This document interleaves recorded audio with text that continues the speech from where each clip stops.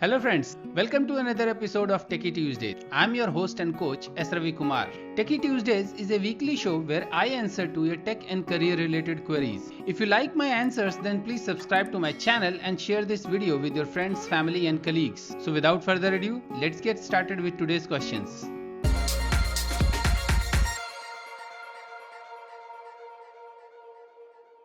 So today's first question is asked by Anil Kumar Singh. He's asking if a software engineer with 2+ years of work experience will be asked data structure and algorithms based questions when he's appearing for interviews. Anil, it primarily depends on what kind of job you are applying for. So it mainly depends on the job description of the job you have applied and what is your background or what is your previous experience. So let's say you have experience of application development, 2 years experience in application development, then you might be applying for application development job, and there they won't be asking for data structures or algorithm question. They will be asking for technology based question based on whatever kind of applications you have developed or whatever language or technologies you have used. So it primarily depends on your previous experience and the job description of the next job wherever you are going to give the interview. Next question is from Tanushri Pandya. She is asking, I want to become a software engineer, but I don't want to take PCM. What should I do? So Tanushri, if you don't like physics, chemistry, math or PCM, then what you can do is, instead of taking science as a subject, you can take commerce as a subject or arts as a subject in your 11th and 12th, and after completing that you can apply for BCA or MCA or BSc IT or MSc IT for graduation and post graduation. By doing that also you can go for software developer job. Next question is from Vishal AC. He's asking, I'm working in a renowned MNC as a team leader with 4.5 years of experience. But now I want to pursue my career towards product owner or techno-functional role.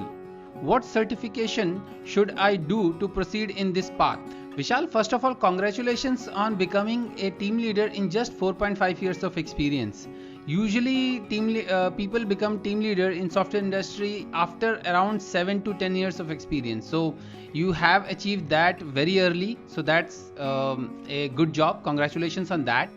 Now coming to your questions, that what certification you can do for becoming a product owner or techno-functional role. So first you have to decide that whether you want to become a product owner or you become a techno managerial role. So there is like techno functional role is slightly similar to product owner. So if you want to become a product owner or techno functional role, then you have to do a certification or a diploma or post graduation program in the domain which you want to become a product owner. So usually product owners are of a particular domain. They are domain specific. You don't get a generic product owner. So you have to do certification based on the domain in which you want to become a product owner. If you want to become a project manager or you want to go on the managerial side, so in that scenario you have to do Scrum Master certification or PMP certification. But I think for PMP the minimum requirement is, I think, 7 to 8 years of project management experience. I'm not sure about it, but you have to check with the PMP Institute. Next question is from Nelson Soren. He's asking, is it possible to get hired through the app called Glassdoor? So Nelson, Glassdoor initially started with company reviews by ex-employers or present employers. So they still have those features where people who have given interview in a certain company, they go and give reviews on Glassdoor. So usually Glassdoor is more popular for giving reviews for the company, and many companies shows their Glassdoor ratings to their employees to show the employee satisfaction, that okay, our employees have given this much Glassdoor reviews, or people have given this much Glassdoor reviews to our company, and our company has it's like a good place to work and all those things. But nowadays Glassdoor is also doing job posting. So yes, you can apply or you can get hired through Glassdoor also. So next question is asked by Sumit Gupta, and it's on my favorite technology and topic, that is Blazor. So he's asking, Will Blazor be the replacement for a JS based UI framework like Angular, especially for .NET developer? Sumit, the short answer to your question is yes. Blazor is pitched by Microsoft as a replacement for JS based frameworks. Like they promote by saying that you don't need to know or learn about JavaScript if you are a C# developer.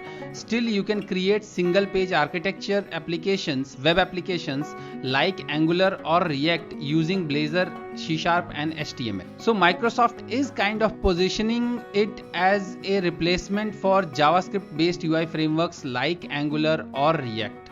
Next question is from Piyush Nair.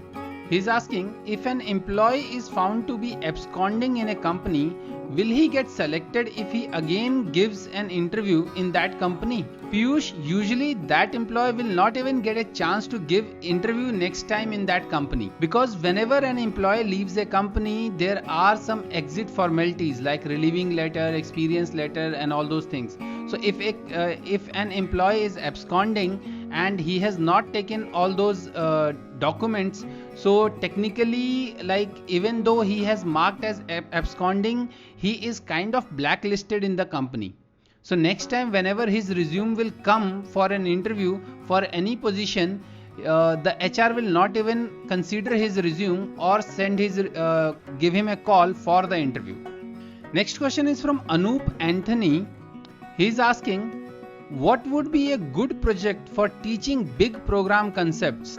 So Anup, you haven't mentioned the technology or language in which you want to teach your students or teach someone, or probably you want to learn yourself. Usually if you go on any site like Udemy or Pluralsight and go for a course, they teach via project itself. So they teach all the concepts via project itself. So you can take those projects as an example and you can teach somebody, or if you want to learn yourself, you can learn yourself by following that program and following that project, and then you can learn those concepts.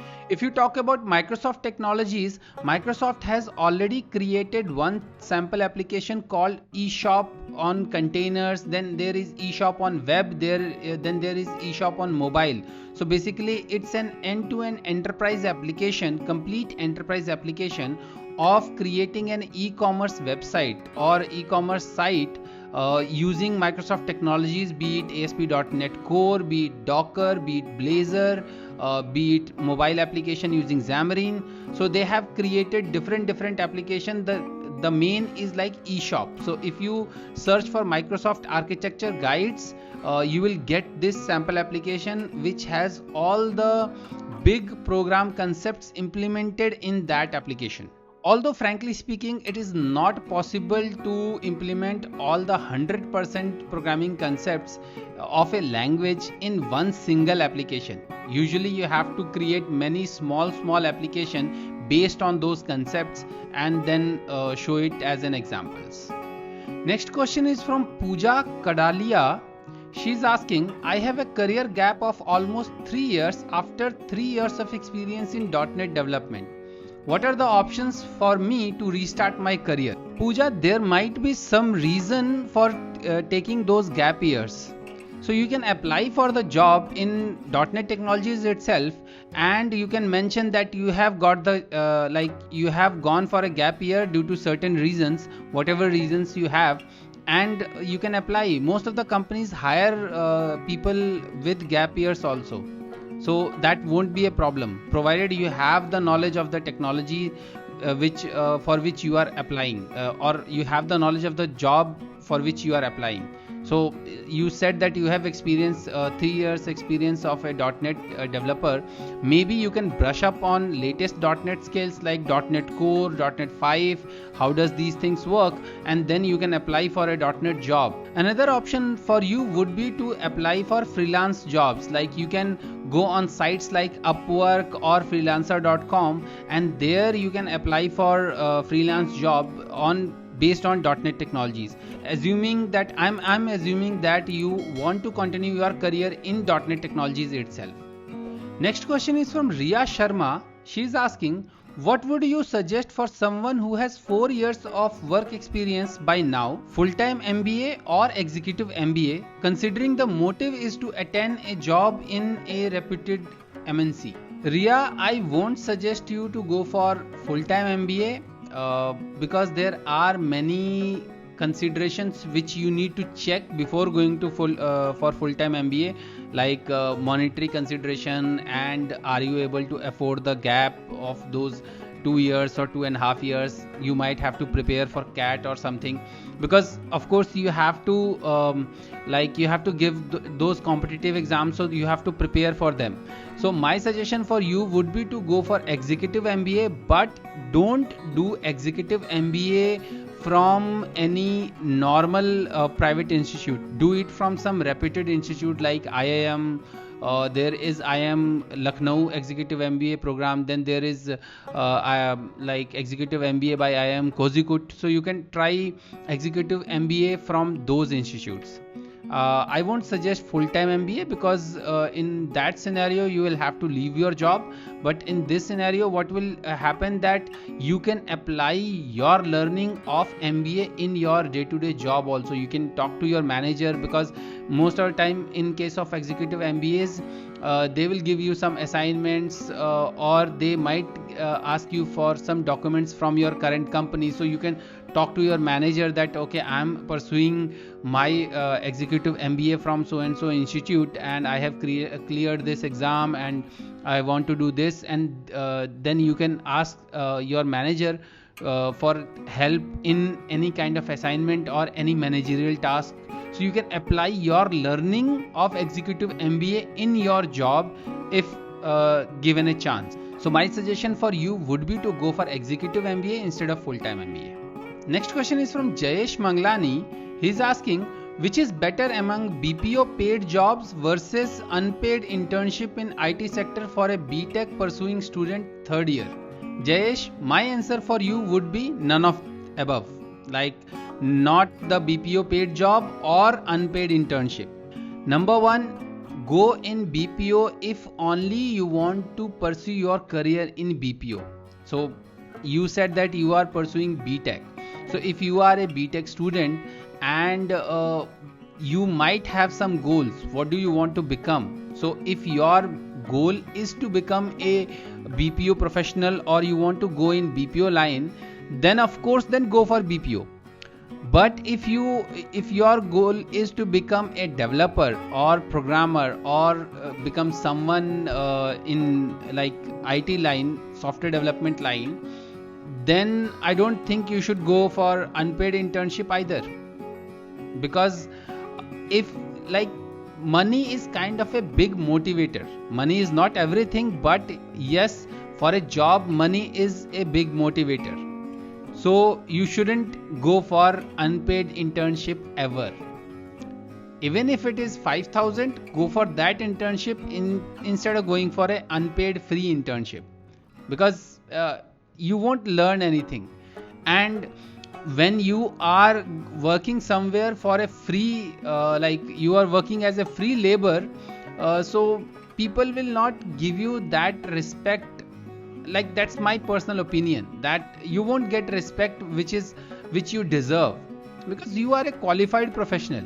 Okay, so even go for minimum salary, but go on a paid internship, not a free internship at all. But and if you want your career to be in BPO line, then go for a paid BPO job. That's fine. Next question is from Rakesh Ghanashala. He's asking, is it worth it to get a LinkedIn premium for freelancing? Rakesh, I don't think so. I won't suggest you to go for LinkedIn premium. If you are looking for freelance jobs or like freelancing gigs, then my suggestion for you would be to go on sites like Upwork or freelancer.com or guru.com or tapchef.com. Okay, so TapChef is getting popularity in India, so you can try on tapchef.com. So you can go on these sites instead of taking premium membership on LinkedIn. Maybe you can take premium membership on upwork.com or freelancer.com, because that those sites are basically for that purpose, for getting freelancing gigs. Whereas LinkedIn is basically an job site. It's kind of a portal for professional networking and sharing your resume or putting on jobs. So it's not a freelancing gig site. So my suggestion for you would be to, instead of taking LinkedIn Premium, basically go for either Upwork paid profile or freelancer paid account. Next question is again a LinkedIn based question. So it is asked by Gyan R. Biswal. He is asking, can LinkedIn Learning get you a job? Gyan, the short answer is no, but it changes based on your experience level. So if you are a fresher and you are expecting that doing a course or doing a certification from LinkedIn Learning will help you in getting a job, then the answer remains no, that it is very tough to get a job just by doing LinkedIn Learning certification. Probably you need to show your knowledge in that language or your experience. So it's not possible. Like, it's tough. I won't say it's not possible. It's tough to get job just by doing LinkedIn Learning. However, like, if you are an experienced person who have experience of certain number of years and then you want to upskill yourself, then LinkedIn Learning can be a good resource, just like Udemy or Coursera. So it's similar to that.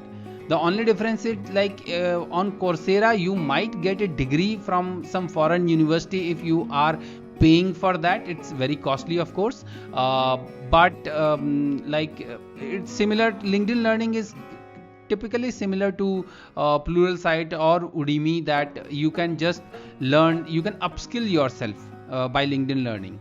So for those who don't know what is LinkedIn Learning is basically a sub-site or branch on LinkedIn. So linkedin.com is basically professional networking site, and it's a branch. LinkedIn Learning is a branch of LinkedIn where they provide paid courses, video on demand courses on different topics. It can be on any programming topic or it can be on soft skills. So there are many courses, so you have to go and check yourself.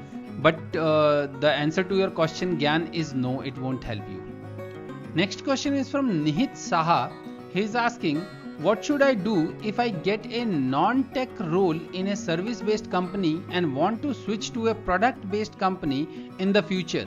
Nihit, it primarily depends on what non-tech role you are getting or doing. So if you are doing a non-tech role of admin, then of course you can get the same job role in a product-based company also.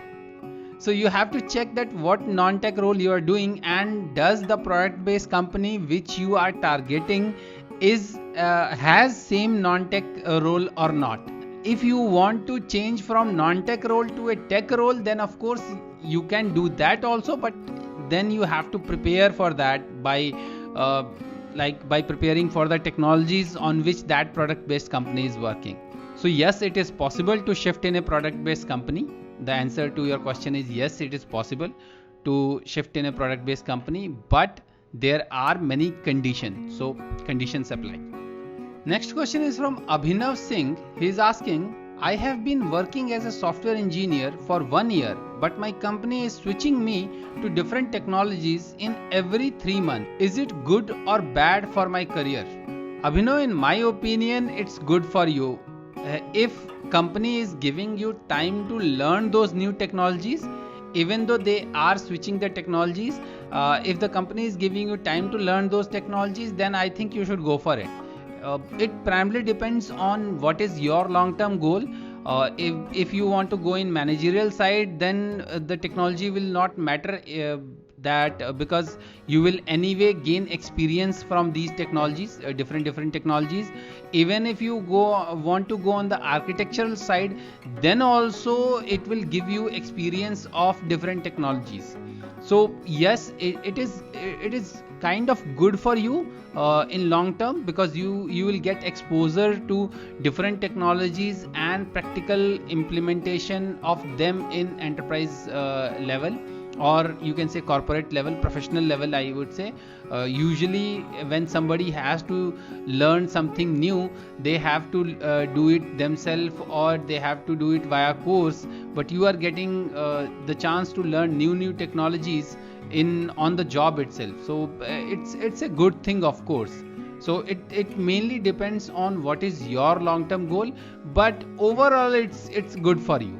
So those were my answer to your tech and career related queries in this episode of Techie Tuesdays. I hope you liked my answers, and if you like my answer, then please subscribe to my channel, like this video and share it with your friends, family and colleagues. If you want your questions to be featured in Techie Tuesdays, you can ask me on any social media platform via direct messaging. All my social media handles are Techie Rathor. Until my next video, take care, bye bye.